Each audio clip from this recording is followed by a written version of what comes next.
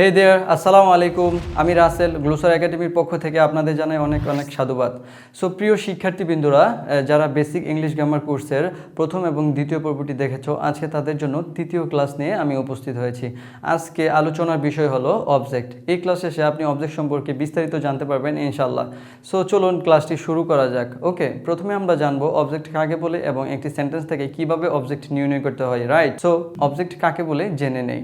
কোনো সেন্টেন্সের ভার্বকে যদি হোম অথবা হোয়াট দ্বারা প্রশ্ন করা হয় এবং ওই ভার্বটির পরে যেই উত্তর পাওয়া যায় এই প্রশ্ন করে, তাকে অবজেক্ট বলে। ওকে, আবার বলছি, মনোযোগ দিয়ে শুনুন। কোনো সেন্টেন্সের ভার্বকে হোম অথবা হোয়াট দ্বারা প্রশ্ন করে ওই ভার্বটির পর যেই উত্তর পাওয়া যায় তাকে অবজেক্ট বলে। রাইট, সো আমরা কি বুঝতে পারলাম যে সেন্টেন্সের ভার্বকে হোম অথবা হোয়াট দ্বারা প্রশ্ন করে অবজেক্টটি নির্ণয় করা যায়। সো চলো কিছু এক্সাম্পলের মাধ্যমে সেই বিষয়টি ক্লিয়ার হয়ে নেই। ওকে, সো আমি বোর্ডে কিছু এক্সাম্পল লিখে দিয়েছি যেন সময় কম খরচ হয়। সো চলো প্রথমে আমরা প্রথম এক্সাম্পলটি দেখে নিই। প্রথম এক্সাম্পলটি হলো রাব্বি হেল্প মি।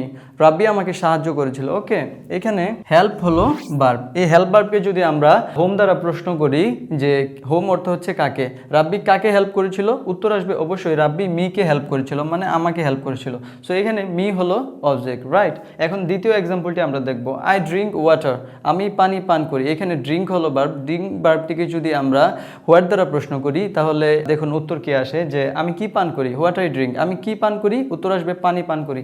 তাহলে এখানে ওয়াটার হলো অবজেক্ট। ওকে, সো আমরা বুঝতে পারলাম হোম অথবা হোয়াট দ্বারা ভার্বকে প্রশ্ন করলে আমরা অবজেক্টটি সহজেই পেয়ে যাই। ওকে, এখন তৃতীয় এক্সাম্পলটি দেখো। মাই মম টোল্ড মি এ স্টোরি, আমার মা আমাকে একটি গল্প বলেছিল। ওকে, এখানে টোল্ড হচ্ছে ভার্ব। ওকে, এই টোল্ডকে যদি আমরা হোম দ্বারা প্রশ্ন করি যে আমার মা কাকে গল্প বলেছিল, উত্তর আসবে মি, আমাকে বলেছিল। আবার যদি বলি আমার মা আমাকে কি বলেছিল, তাহলে উত্তর আসবে একটি গল্প বলেছিল। সো এখানে এ স্টোরি, এখানে আমরা দেখতে পেলাম এই সেন্টেন্সটিতে দুইটি অবজেক্ট, একটি হচ্ছে মি, অপরটি হচ্ছে এ স্টোরি। সো এবার চলুন চতুর্থ এক্সাম্পলটি দেখি। এখানে দেখুন he gave me a pen, সে আমাকে একটি কলম দিয়েছিল। সো এখন যদি আমি এই গ্যাভ ভার্বটিকে প্রশ্ন করি সে কাকে দিয়েছিল, উত্তর আসবে আমাকে দিয়েছিল। আবার যদি বলি আমাকে কি দিয়েছিল, এ পেন, একটি কলম দিয়েছিল। তাহলে এখন চলো আমরা দেখি ফিফথ এক্সাম্পলটি। Samia is sleeping now, Samia এখন ঘুমাচ্ছে। এখানে স্লিপিং হলো ভার্ব। এই স্লিপিং ভার্বকে যদি আমরা হোম অথবা হোয়াট দ্বারা প্রশ্ন করি, দেখি তাহলে অবজেক্ট পাওয়া যায় কিনা। এখানে কে ঘুমাচ্ছে কাকে ঘুমাচ্ছে প্রশ্ন করে কিন্তু কোনো উত্তর পাওয়া যাচ্ছে না। এখানে দেখুন আপনার মনে হতে পারে নাও অবজেক্ট, কিন্তু নাও অবজেক্ট নয়। কেন অবজেক্ট নয়? এখানে দেখো আমি সংজ্ঞাটিতে লিখেছিলাম ভার্বকে হোম অথবা হোয়াট দ্বারা প্রশ্ন করে ওই ভার্বটির পর যদি কোনো উত্তর পাওয়া যায় তাহলে সেটি অবজেক্ট, আর যদি উত্তর না থাকে তাহলে সেটি অবজেক্ট নয়। সো এখানে দেখো কি ঘুমাচ্ছে কাকে ঘুমাচ্ছে প্রশ্ন করে যেহেতু নাও কথাটি পাওয়া যাচ্ছে না, সেই জন্য এখানে নাও অবজেক্ট নয়। ক্লিয়ার? এখন কথা হলো একটি সেন্টেন্সে একটি অবজেক্ট থাকতে পারে, দুইটি অবজেক্ট থাকতে পারে, আবার নাও থাকতে পারে। সো এখানে আমরা অবশ্যই এক্সাম্পলগুলোতে দেখেছো, প্রথম এক্সাম্পলটিতে একটি অবজেক্ট আছে, দ্বিতীয় এক্সাম্পলে ও একটি অবজেক্ট আছে, এবং তৃতীয় এবং চতুর্থ এক্সাম্পলে দুইটি অবজেক্ট রয়েছে। রাইট, এবং পঞ্চম এক্সাম্পলটিতে কোনো অবজেক্ট নেই।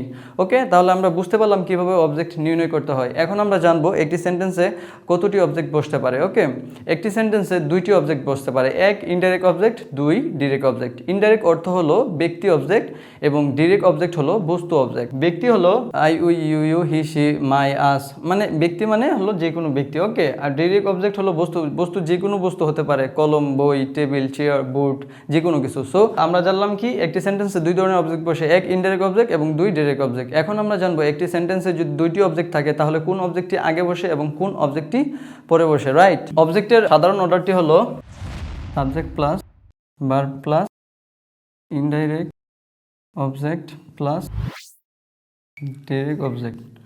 ওকে, এটা হলো অবজেক্টের সাধারণ অর্ডার, মানে প্রথমে ব্যক্তি অবজেক্টটি বসবে এবং পরে বস্তু অবজেক্টটি বসবে। চলো আমি এক্সাম্পলের মাধ্যমে জিনিসটা ক্লিয়ার করি। সো এখানে দেখো আমি তখন এক্সাম্পলে লিখেছিলাম he gave me a pen, সে আমাকে একটি কলম দিয়েছিল। সো এখানে দেখো প্রথমে সাবজেক্ট হি বসেছে, তারপরে ভার্ব গেভ বসেছে, তারপর ইনডাইরেক্ট অবজেক্ট মি বসেছে, তারপর ডাইরেক্ট অবজেক্ট এ পেন বসেছে। তাহলে আমরা বুঝতে পারলাম প্রথমে ব্যক্তি অবজেক্টটি বসে এবং পরে বস্তু অবজেক্টটি বসে। এখন আপনার প্রশ্ন থাকতে পারে অবজেক্টটি এই অর্ডারটি সবসময় ফলো করে না, কখনো কখনো এই অর্ডারটির ব্যতিক্রমও হতে পারে। ওকে, সেই ক্ষেত্রে কি করতে হবে? প্রথমে যদি বস্তু অবজেক্ট বসে এবং পরে যদি ব্যক্তি অবজেক্ট বসে তাহলে কি করতে হবে? হ্যাঁ, আমি এই প্রশ্নের উত্তর দিচ্ছি।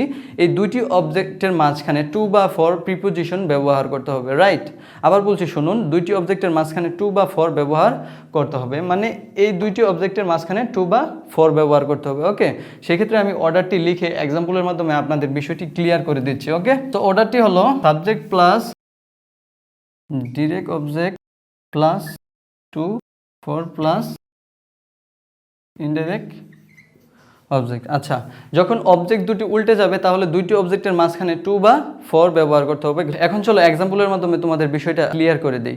তখন আমি লিখেছিলাম সে আমাকে একটি কলম দিয়েছিল। এখন যদি আমি জিনিসটা উল্টে করে লিখি, দেখো তাহলে কি হয়। He gave a pen to me.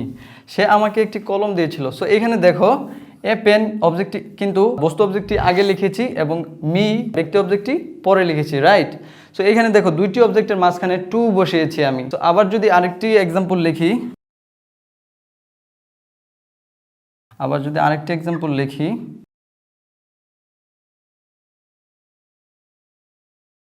So এখানে দ্বিতীয় এক্সাম্পলটি খেয়াল করো, he wrote a letter to me. সে আমাকে একটি চিঠি লিখেছিল। সো এখানেও দেখো বস্তু অবজেক্টটি আগে এবং ব্যক্তি অবজেক্টটি পরে। আবার একইভাবে দেখো they offered a job to me. তারা আমাকে একটি চাকরির প্রস্তাব দিয়েছিল। সো এ জব এবং মি, এখানেও বস্তু অবজেক্টটি আগে এবং ব্যক্তি অবজেক্টটি পরে। সো এইভাবে যখন দুইটি অবজেক্ট উল্টে যাবে, দুইটি অবজেক্টের মাঝখানে টু বা ফর ব্যবহার করতে হবে কমন ভার্ব অনুসারে। এখানে গিভ, রুট, অফার হলো কমন ভার্ব। ওকে, সো এখন আমরা জানবো যে দুইটি অবজেক্টের মাঝে কখন ফর ব্যবহার হয়। কিছু কিছু কমন ভার্ব আছে যা ইনডাইরেক্টের পূর্বে ফর ব্যবহার করতে হয়। আমি এক্সাম্পলের মাধ্যমে বিষয়টি ক্লিয়ার করে দিচ্ছি।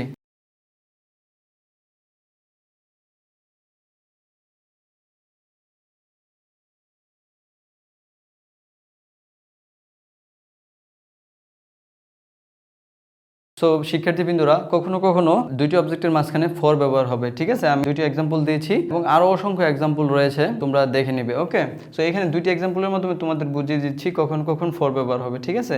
হি brought some flower for his mother. সে কিছু ফুল কিনেছিল তার মায়ের জন্য। ওকে, এখানে দেখো সাম ফ্লাওয়ার হচ্ছে একটি বস্তু অবজেক্ট এবং হিজ হবে, হিজ মাদার হলো একটি ব্যক্তি অবজেক্ট, রাইট। সো এখানে দেখো দুইটির মাঝখানে কিন্তু ফর ব্যবহার হয়েছে। ওকে, কেন ব্যবহার হয়েছে? এখানে ব্রড হলো একটি কমন ভার্ব যার ইনডাইরেক্টের পূর্বে ফর ব্যবহার করতে হবে। ওকে, আবার দ্বিতীয় এক্সাম্পলটি দেখো, my sister cook the dinner for me. আমার বোন আমার জন্য রাতের খাবার তৈরি করেছিল। সো এখানে দেখো দ্য ডিনার হলো একটি বস্তু অবজেক্ট এবং মি হলো ব্যক্তি অবজেক্ট। ওকে, দুইটি অবজেক্টের মাঝখানে ফর বসেছে। ওকে, সো এখানে কুকটো একটি কমন ভার্ব যার ইনডাইরেক্টের পূর্বে ফর ব্যবহার হয়। সো এরকম আরও কিছু কমন ভার্ব রয়েছে। যদি তোমরা এই কমন ভার্ব সম্পর্কে আরও কিছু জানতে চাও, অবশ্যই কমেন্টে আমাদেরকে জানাবে। সো আমি আশা করব আপনারা অবজেক্ট সম্পর্কে বিস্তারিত জানতে পেরেছেন। তারপরে যদি কোনো কোয়েশ্চেন থাকে অবশ্যই কমেন্টে জানাবেন, আমরা আপনার কমেন্টের সমাধান দেবো ইনশাআল্লাহ। So my dear student, if you like my classes, so please do share, subscribe and enjoy with your friends. Thank you.